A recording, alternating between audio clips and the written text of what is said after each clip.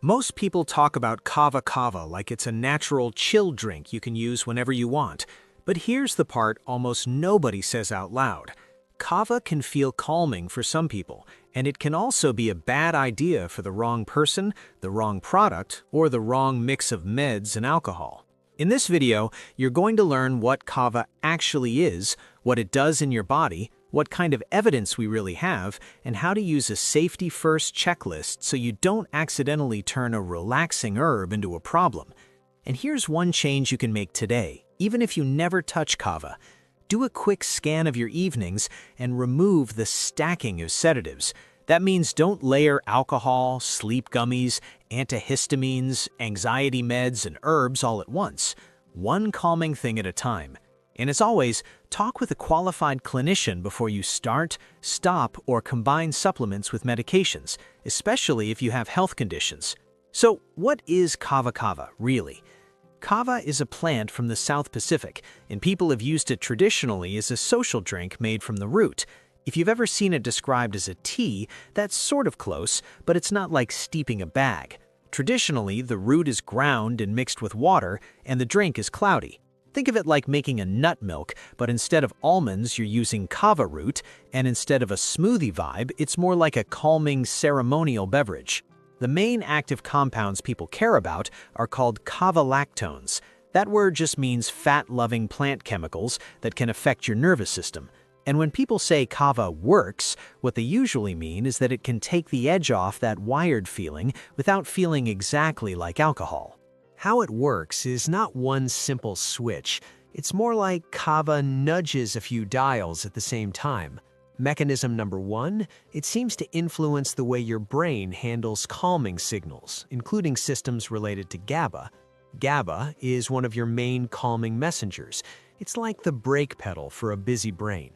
Kava doesn't just dump GABA into your body, but it may make your brain's calming pathways more responsive, which can feel like less mental noise. Mechanism number two, Kava appears to reduce overexcited signaling in parts of the nervous system, including effects on channels that control how nerve cells fire. If you've ever felt like your body is buzzing, like your thoughts are sprinting, Kava may act more like a dimmer switch than an off switch. Not a knockout, more of a turn down.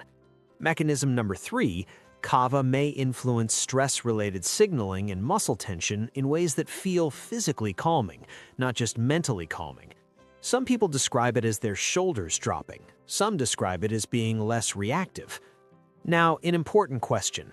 Does your body make Kava naturally? No, your body does not produce Kava or Kava lactones. This is something you take from outside. And because it's external, what affects it most is the product, the dose, your liver's ability to process it, and what else you're taking at the same time. Let's talk practical use, because this is where people get hurt or disappointed. First, food sources. There aren't normal foods that give you kava. You're not getting it from bananas or oats. Your source is kava itself, usually as a prepared drink, capsules, tablets, tinctures, or extracts. If you want the most traditional approach, it's a water-based kava drink made from root. That matters because the way kava is extracted changes what ends up in your cup and potentially changes risk. In the supplement world, you'll see products standardized to a certain percentage of kava lactones. That's a way of saying, here's how strong it is, but it's not the whole story. If supplements ever make sense, it's usually for convenience and consistency, not because the capsule is magically better. If you're someone who wants to try kava occasionally and you don't want to buy root and prepare it, a standardized product can help you avoid guessing. Now, dosing. In real-life terms, because kava products vary a lot, doses are often described in milligrams of kava lactones per day, not just milligrams of powder. A common starting range people use is around 50 to 100 milligrams of kava lactones in a day, taken once in the evening. Some studies have used higher amounts, often in the 100 to 250 milligrams per day range, usually for short periods, like a few weeks. But higher is not automatically better. With kava, pushing the dose can increase side effects and may increase risk, especially if you're using it frequently. Timing is simple. If your goal is taking the edge off, many people take it about 30 to 60 minutes before the stressful window, or before bedtime if the goal is winding down. If you're trying it for the first time, do it on a calm evening at home, not before a big meeting, not before driving, and definitely not mixed with alcohol. Absorption tips. Kava lactones are fat-loving, so some people tolerate and absorb them better with a small amount of food, especially something with a little fat. But if you take a strong dose on an empty stomach, you might feel it faster, and you might also feel nauseated or woozy. A simple rule is start low, take it with a light snack, and adjust only if you know how you respond. What blocks or worsens the experience? Alcohol is the big one. Mixing kava with alcohol is a common mistake. Even if you don't feel drunk, you're stacking sedating effects and adding more load on the liver. Another blocker is poor sleep habits. If you're using kava to fight a lifestyle that's wired, scrolling, caffeine late in the day, irregular sleep, you may end up taking more kava to get the same calming effect. That's not the direction you want. Quality markers matter more with kava than with many other supplements. Look for products that say they use root only, not leaves or stems. Look for noble kava when possible, which refers to traditional cultivars considered more suitable for regular use compared to other types. Look for clear labeling of kava lactone content, not just kava 500 milligrams with no details. Look for third-party testing for contaminants like heavy metals, microbes, and mold. And if the company can't tell you the extraction method and what part of the plant they used, that's a yellow flag. Cost, realistically. Depending on where you live and the brand, a month of occasional use might be around $20 to $50 in your local currency equivalent for capsules, and sometimes more for higher quality root products. If you see something extremely cheap, ask yourself what corners were cut. Now, who needs this? I want to reframe that word. Kava is not an essential nutrient. You can't be deficient in kava the way you can be low in iron or vitamin D.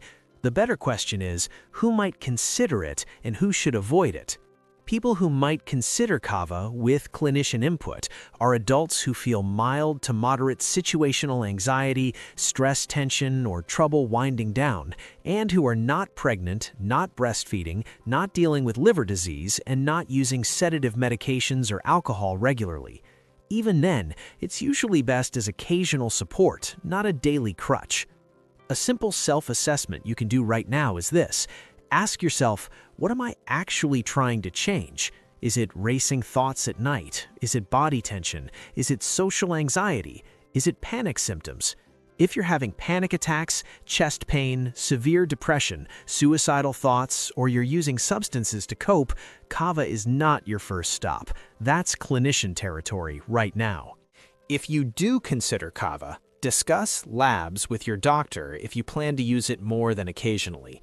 The big one is liver function tests, usually things like ALT and AST, sometimes bilirubin and alkaline phosphatase.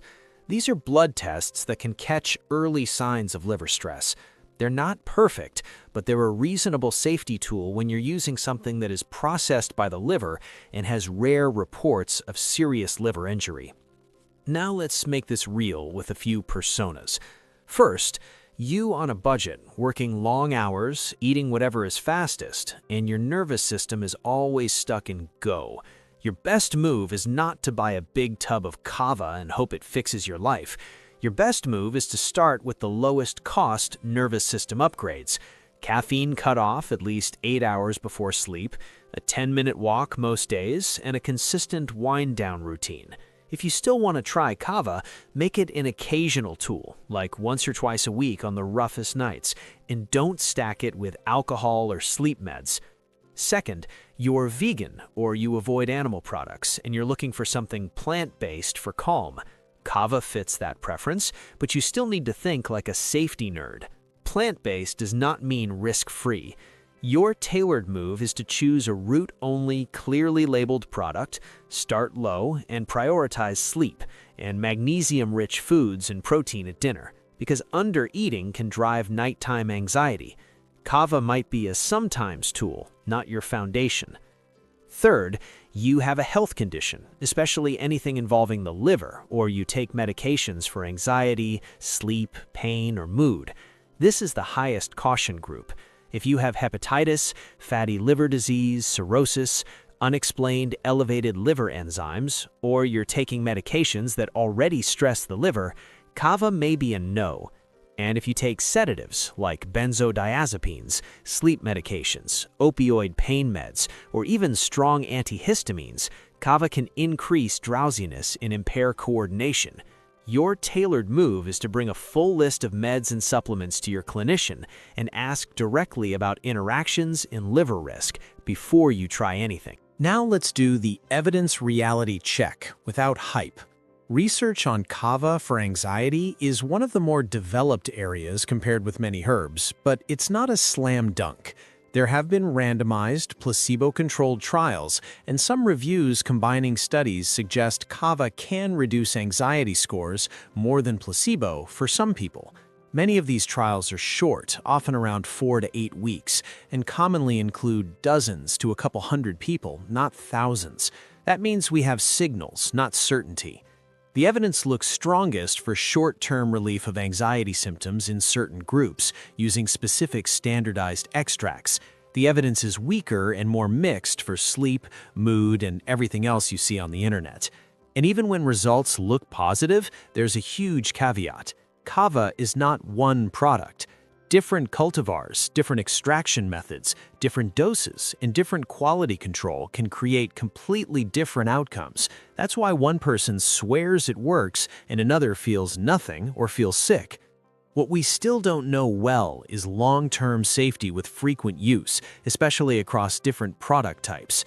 We also don't know which exact preparation is safest for which person, because real life is messy.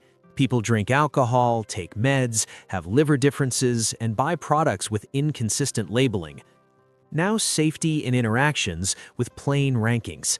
Most common side effects, the ones you're most likely to notice, are drowsiness, slowed reaction time, dizziness, headache, and stomach upset. Some people get a numb or tingly mouth, especially with traditional preparations. With heavier, frequent use, some people develop very dry, flaky skin changes. That's a sign you're probably overdoing it. Less common, but more serious, is liver injury. It appears rare, but it's the reason kava has a complicated reputation. If you choose to use kava, the safety mindset is simple. Minimize liver load and avoid stacking risks. That means no alcohol on kava days. Avoid other liver-stressing substances when possible, and don't treat natural as a free pass. Medication interactions that matter most are anything that causes sedation or affects the brain. Benzodiazepines, sleep meds, opioids, some antidepressants that cause drowsiness, antipsychotics, and even some over-the-counter allergy meds. Also be cautious with medications that can affect the liver. And if you take medications for Parkinson's disease or complex neurologic conditions, don't experiment with kava on your own. Get medical guidance. Special populations. If you are pregnant, trying to conceive, or breastfeeding, skip kava. Safety data is not strong enough. If you're older and you have fall risk, be cautious because even mild dizziness can be dangerous. If you have liver disease, skip it unless your specialist explicitly clears it, and even then, think twice. Red flags where you stop and get help. Yellowing of your skin or eyes, dark urine, pale stools, severe fatigue that feels unusual, persistent nausea or vomiting, pain on the right side of your upper abdomen, or itching with no clear cause. Those can be signs of liver trouble. Also stop if you feel confused, severely unsteady, or you have an allergic-type reaction like swelling or trouble breathing. Now a quick myth-busting lightning round. Myth 1. If it's natural, it can't hurt you. Reality. Poison ivy is natural too. Kava can be calming, and it still needs respect. Myth 2. Kava is basically alcohol without consequences. Reality. Kava and alcohol are different, and mixing them is one of the worst ideas because you stack sedation in liver load. Myth 3. If a little helps, a lot will really help. Reality. With kava, more often means more side effects, not more peace. Let's close this out with a simple recap. Kava is a root-based plant product traditionally prepared as a water drink. It may help some people feel calmer by nudging calming brain pathways and turning down overstimulated signaling. The best evidence is short-term and mostly around anxiety symptoms, not a cure-all. Product quality and extraction method matter a lot, and safety matters even more because side effects like drowsiness are common and rare liver injury is the serious concern. One action you can take today is to do a 2-minute stack check. Look at what you take or drink after 6 p.m. Alcohol, sleep aids, anxiety meds, antihistamines, gummies, herbs. If you're stacking, simplify. And if you're thinking about Kava, make your first step a conversation with a clinician or pharmacist, especially if you take any medications or have any liver risk, and choose a root-only, well-labeled product if you move forward. Have you tried Kava before? Did you feel calm, sleepy, nothing at all, or did it upset your stomach? What product form did you use? Share your experience in the comments and let us know what supplement you would like to learn about next.